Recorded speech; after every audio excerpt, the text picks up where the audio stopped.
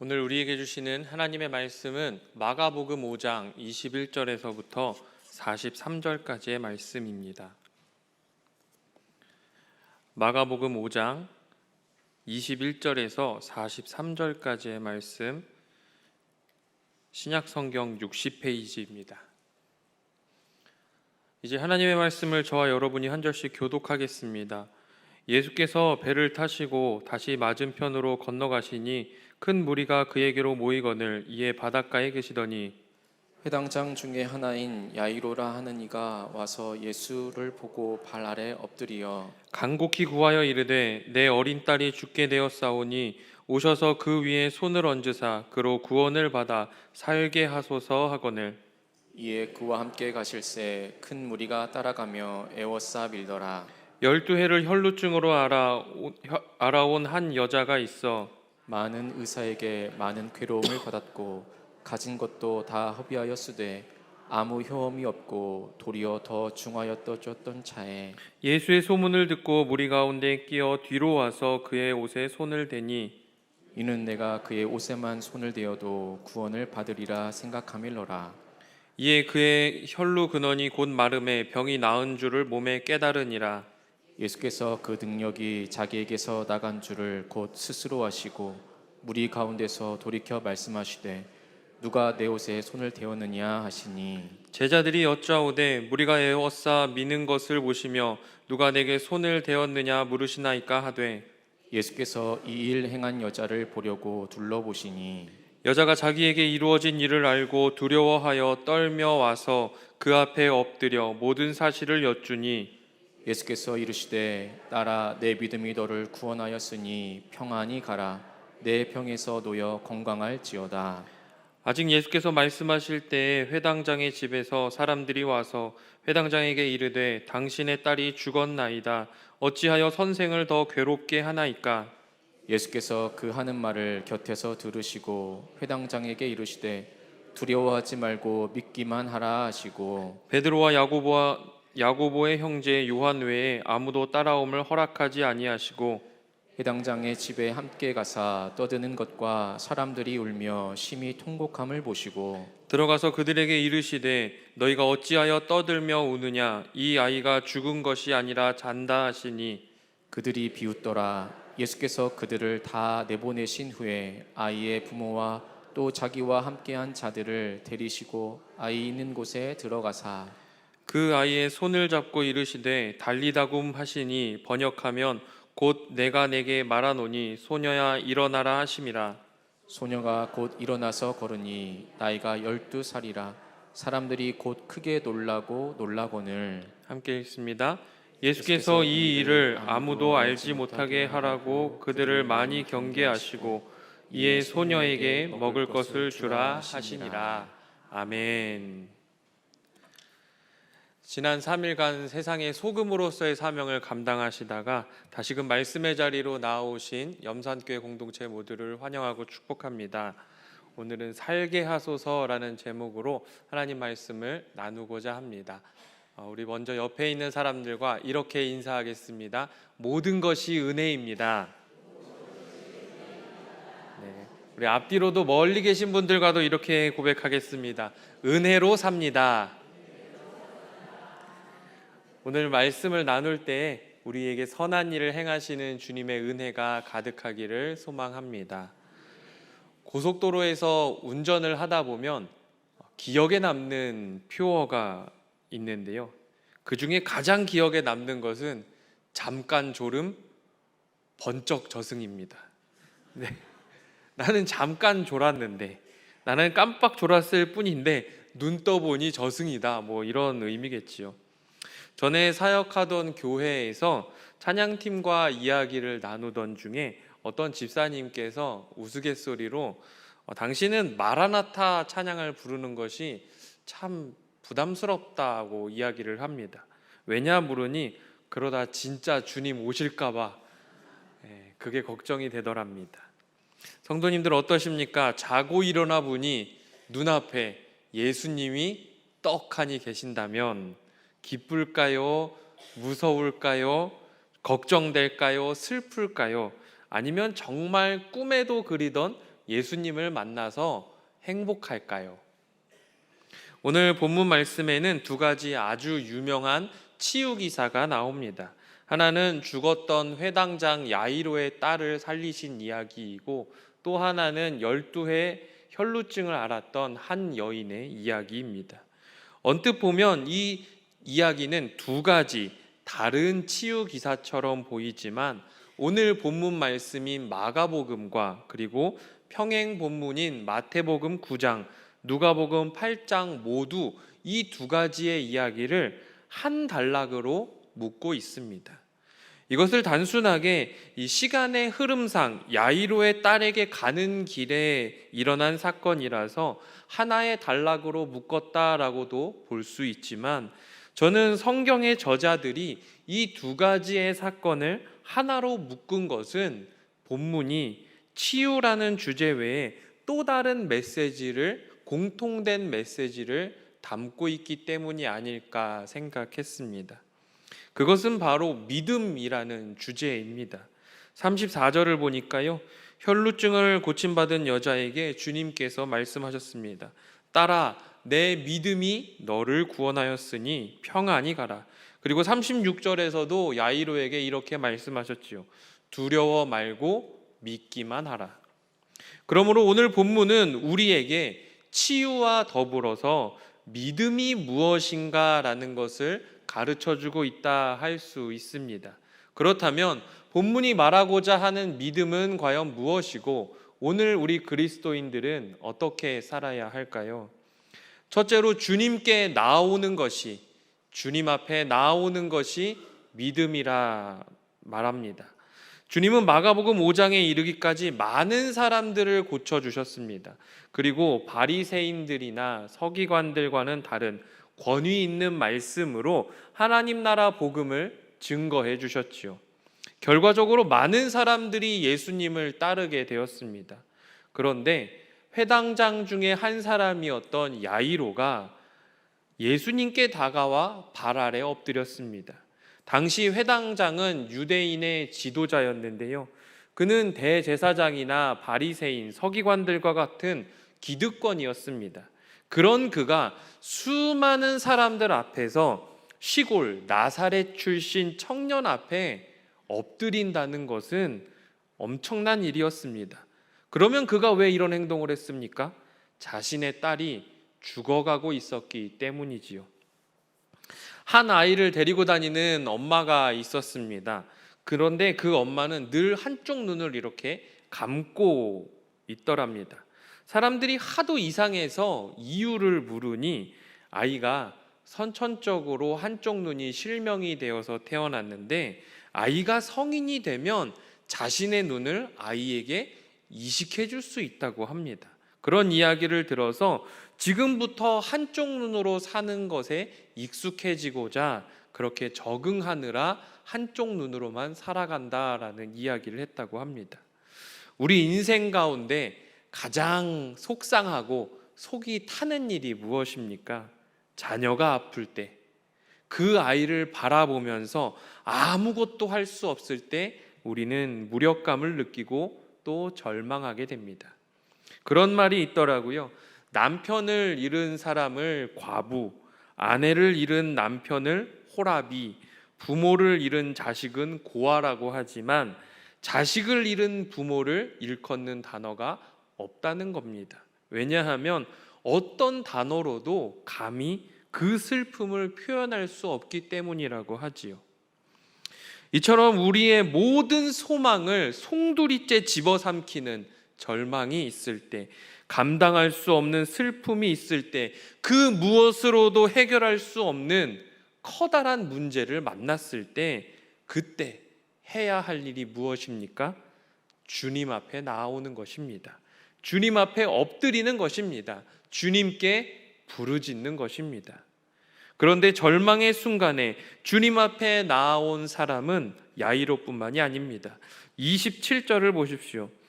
예수의 소문을 듣고 무리 가운데 끼어 뒤로 와서 그의 옷에 손을 대니. 우리가 잘 아는 것처럼 12의 혈루증을 앓았던 여인은 주님의 옷에 손을 대었습니다. 하지만 이 여인이 주님께 다가서는 것은 결코 쉬운 일이 아니었지요. 혈루증은 유출병의 일종으로 율법에서 부정하게 여기던 병이었습니다. 사람들이 가까이 오면 자신의 이렇게 윗예술을 가리면서 스스로 부정하다 부정하다 외쳐야만 했지요. 혹여 다른 사람들이 자신을 만지면 나를 만진 그 사람도 부정해지고, 내가 앉았던 자리도 부정해지고, 내가 썼던 모든 물건들이 다 부정해지는, 모든 사람들이 기피하는 그런 질병이었습니다.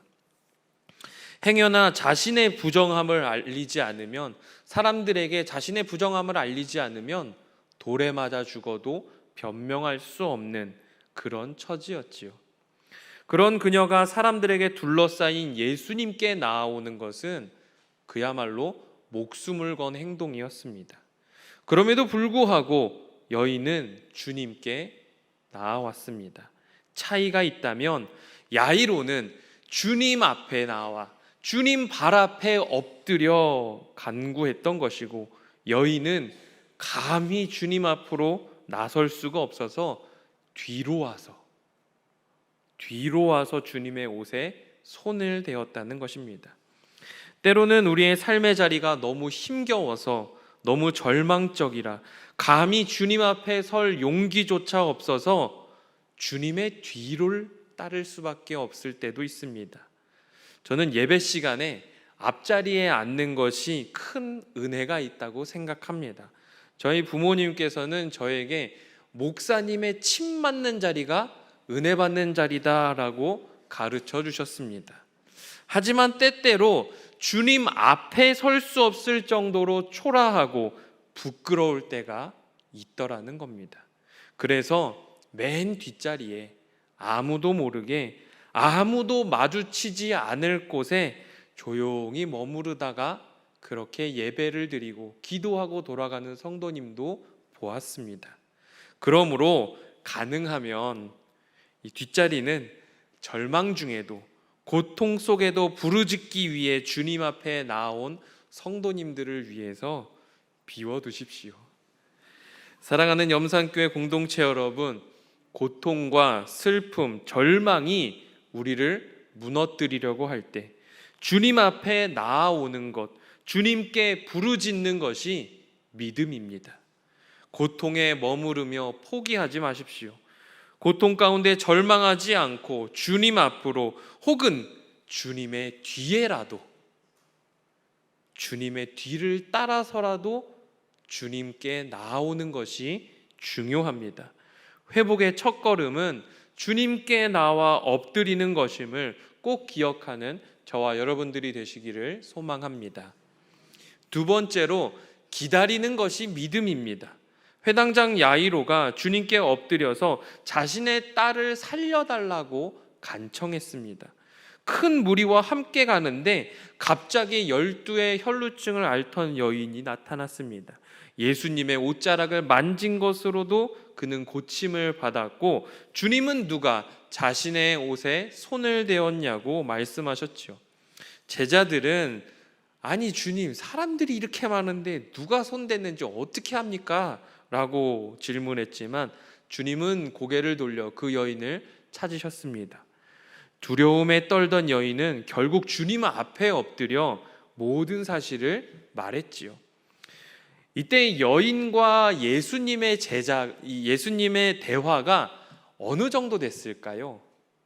예전에 우리 권사님 댁에 신방을 갔는데요, 권사님께서 일제강점기 때 태어나셨답니다. 일제강점기와 그리고 광복을 경험하셨더라고요. 광복을 하고 좀 살만해지나 싶었는데 전쟁이 났답니다. 권사님 옆에서 포탄이 떨어져가지고 가족이 돌아가셨답니다. 그 일로 권사님은 귀가 잘 들리지 않게 되셨다고 하고요. 피난길에 고생하셨던 이야기를 들었습니다. 분명 9시쯤 신방을 시작했는데 6.25 전쟁이 끝나니까 점심시간이 되었습니다. 아직 베트남전 이야기, 올림픽 이야기, 월드컵 이야기가 많이 남아 있었지만 다음 신방이 있어서 권사님 이 이후는 다음에 와서 들을게요 하고 신방을 마쳤습니다. 아마 이 여인의 간증도 짧지 않았을 겁니다. 그만큼 고생했기 때문이지요. 12년 동안 고생했던 이야기, 사람들에게 상처받은 이야기, 어쩌면 가족과 공동체에게 외면당해야 했던 자신의 삶을 이야기하고 주님께 나올 결심을 하기까지, 그리고 주님의 옷자락에 손을 대어서 치유받기까지 그 모든 이야기를 한참 동안이나 주님 앞에 했을지도 모릅니다. 주변에 있던 사람들은 그 여인의 간증에 은혜 받는 사람도 있었겠지요. 아마 감동적이었을 겁니다. 그런데 예수님은 왜 이 여인을 사람들 앞에 불러 세우신 것일까요? 치유가 목적이었다면 여자가 예수님께 손을 대었고 그 믿음으로 회복되었다 정도만 기록했어도 아마 충분했을 텐데 말입니다.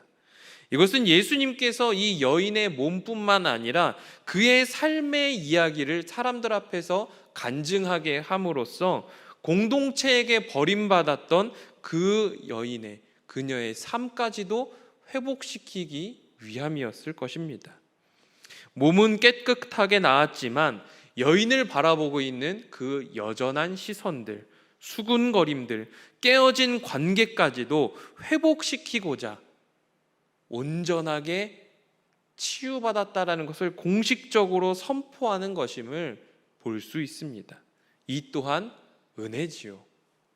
하지만 그 자리에 이 여인의 이야기가 전혀 은혜롭지 않은 한 사람이 있습니다. 바로 야이로입니다. 아이는 아파서 죽어가고 있는데 예수님은 왜 이렇게 이곳에서 시간을 보내고 계실까? 왜 이렇게 길에서 시간을 허비하고 계실까? 야이로는 답답했을 겁니다. 그럼에도 불구하고 야이로는 기다렸습니다. 한마디 했을 법도 한데 예수님을 보채지도 않았습니다. 그저 묵묵히 주님을 기다렸습니다. 성경에는 하나님의 때를 기다리지 못하고 일을 그르친 사람들이 많이 있습니다. 아브라함은 아들을 주실 것이라는 하나님의 약속을 끝까지 기다리지 못하고 이스마엘을 낳았습니다. 사울은 사무엘을 기다리지 못하고 스스로 제사를 지냄으로써 하나님께 버림받았지요.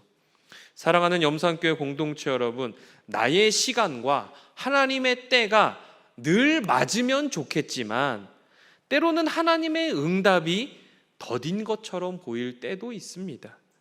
분명한 약속의 말씀을 받았음에도 불구하고 그 기다림이 길어지면 길어질수록 우리의 믿음이 흔들릴 때가 있더라는 겁니다. 그러나 주님은 약속의 말씀을 반드시 이루시는 신실한 하나님임을 믿음으로 고백하는 저와 여러분들이 되시기를 소망합니다. 전도서 3장을 보니까요, 하나님의 시간, 하나님의 때가 있다고 합니다. 그런데 그 하나님의 때는 우리의 시간과 달라서 하나님의 시간을 기다리는 것이 두렵고 걱정스러울 때도 있습니다. 하지만 하나님의 때는 반드시 옵니다. 우리가 할 일은 주님이 이루실 일을 기대하면서 겸손하게 기다리는 것입니다. 본문 말씀은 야이로와 같이 주님의 때를 기다리는 것이, 주님의 시간을 기다리는 것이 믿음이라고 우리에게 깨우쳐 줍니다. 꼭 기억하십시오. 하나님의 때, 하나님의 시간은 반드시 옵니다. 그리고 그곳에는 나의 생각과 나의 기대보다 더 놀라운 은혜가 있습니다. 성급하면 이스마엘 되고 하나님의 때를 기다리면 이삭이 옵니다. 세 번째로 주님과 동행하는 것이 믿음입니다. 여인과 대화를 나누던 중 회당장의 집에서 사람들이 왔습니다. 그리고는 당신의 딸이 죽었습니다 라고 이야기를 했지요. 이때 야이로의 마음이 어땠을까요? 슬픔, 절망, 그리고 무엇보다 예수님에 대한 원망이 있지 않았겠습니까?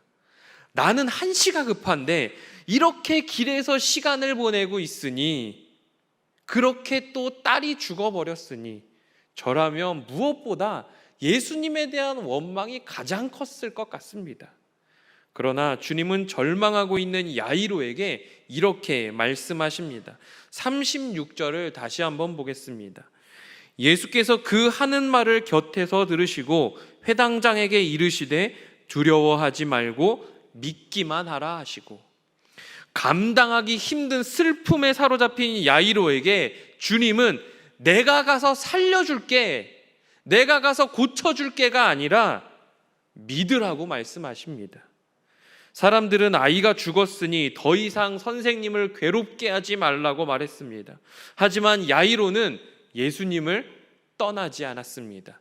예수님과 동행하면서 예수님과 끝까지 함께 했지요.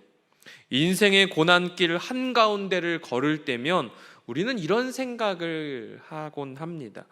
예수님이 함께 하시는데, 예수님이 나와 같이 가시는데, 예수님이 나의 발걸음을 인도해 주시는데 왜 내 삶이 이렇게 힘들까? 주님의 때를 기다렸는데 왜 더 큰 고통이 나를 아프게 할까? 혹시 이 자리에도 아픔과 고난, 절망 속에 주님 앞에 나와 따지고 싶으신 성도님이 계실지도 모르겠습니다. 분명 나는 나름대로 믿음 생활도 잘했는데, 주님의 사랑을 받는 하나님의 자녀라는 확신도 있는데 왜 내 삶은 점점 더 깊은 고통 속으로 빠져드는 것일까? 낙심한 성도님도 있으시겠지요.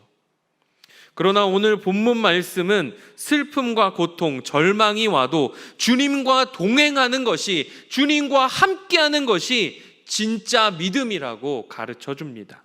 절망 속에서도 주님 앞에 나와 엎드리는 믿음, 주님의 때를 겸손하게 기다리는 믿음, 무엇보다 주님의 때를 기다리면서 더 큰 아픔이 아무리 나를 흔들어도 결코 주님을 떠나지 않고 주님과 함께하는 믿음, 그것이 진짜 믿음이라고 말씀은 깨우쳐 줍니다.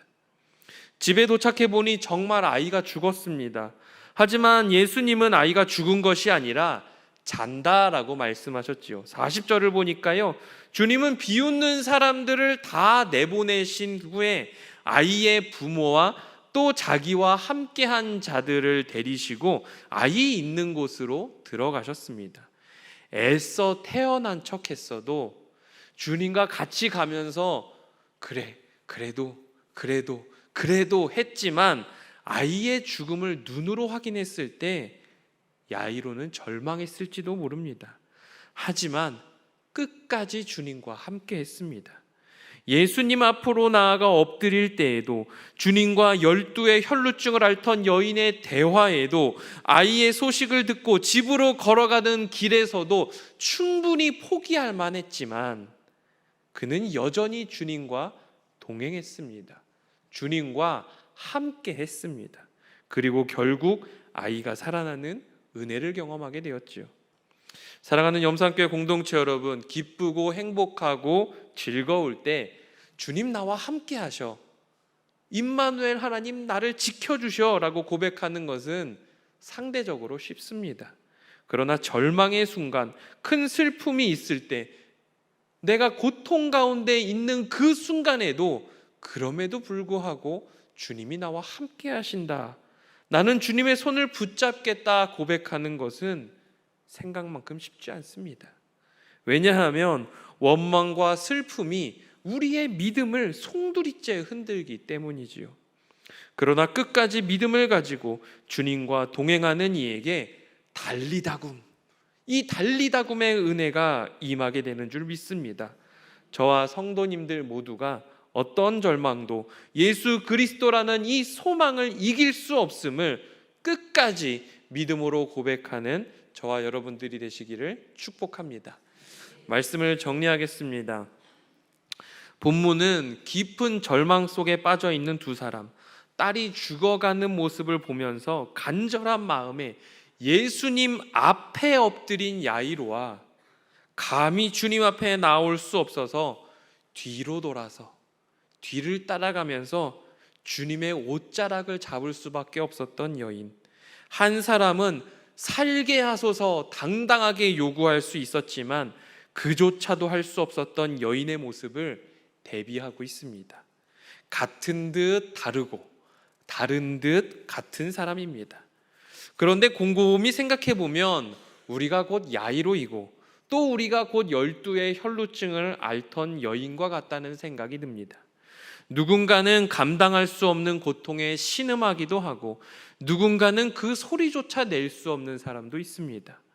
목사인 저도 하나님 앞에서 목 놓아 울면서 기도할 때도 있지만 때로는 그조차도 할 수 없어 그냥 엎드려 그저 주여, 주님 이렇게 주님을 부를 수밖에 없는 때도 분명히 있었습니다.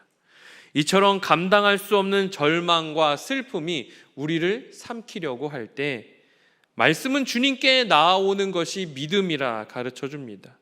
절망 가운데 겸손하게 주님의 때를 기다리라 깨우쳐 줍니다. 행여 주님과 동행하는 길에 더 큰 슬픔이 우리를 흔들어도 끝까지 주님의 손을 붙들고 주님과 함께하라 권면합니다. 혹시 이 자리에 감당할 수 없는 고통을 겪고 있는 성도님 계십니까? 커다란 슬픔과 절망 속을 헤매는 것 같은 그런 삶을 살아가면서 야이로처럼 살려달라고 부르짖는 성도님이 계실지도 모르겠습니다. 하지만 그럼에도 불구하고 주님 앞으로 말씀의 자리에, 기도의 자리에 나아오셨으니 정말 잘하셨습니다. 그 믿음이 우리를 회복시킬 것입니다. 두려움과 걱정 가운데 살게 하소서 외치는 야이로에게 주님은 두려워하지 말고 믿기만 하라고 말씀하십니다. 그리고 자신에게 일어난 일로 두려워하던 여인에게 내 믿음이 너를 구원했다 선포하셨습니다. 사랑하는 염산교회 공동체 여러분, 믿음이 두려움과 절망을 이기는 힘이 됩니다. 우리에게 가장 두려운 것이 무엇입니까? 죽음의 공포일 것입니다. 하지만 주님은 죽음의 권세를 이기셨습니다. 죽었다가 살아난 아이가, 달리다구면서 이렇게 살렸던 그 살아난 아이가 누구를 가장 먼저 봤을까요? 누구의 얼굴이 가장 먼저 보였을까요? 예수님일 겁니다. 우리도 마찬가지입니다. 언제일지는 모르지만, 언제인지 알 수 없지만 우리에게도 삶의 마지막 순간은 반드시 있습니다. 번쩍 저승했는데 예수님이 눈앞에 계시면 조금 당황할 것 같기는 해요. 그런데 잠을 자듯이, 성경에서는 이 성도들의 죽음을 잔다라고 표현하지 않습니까?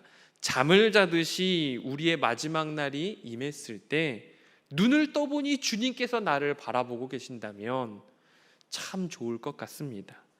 절망과 공포, 슬픔과 좌절을 이기는 힘은 믿음입니다. 이 귀한 믿음을 가지고 날마다 주님 앞에 나와 부르짖고 주님의 때를 기다리며 주님과 늘 동행하는, 주의 손 붙들고 우리의 절망을 이겨나가는 우리 세상의 소금 염산교회 성도님들이 되시기를 주님의 이름으로 축복합니다. 기도하겠습니다.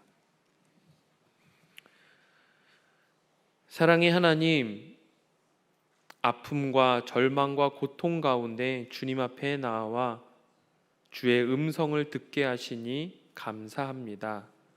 우리의 삶을, 우리의 고민과 우리의 걱정 근심을 주님 앞에 내려놓사오니 주여 우리의 손을 붙들어 주시옵소서. 주님 앞에 나아올 때, 겸손하게 주님의 때를 기다릴 때, 주님의 손을 끝까지 붙들 때 우리에게 임한 슬픔도 좌절도 고통도 능히 이길 수 있을 줄 믿사오니 주여 우리에게 믿음을 더하여 주시옵소서. 예수님의 이름으로 기도합니다. 아멘.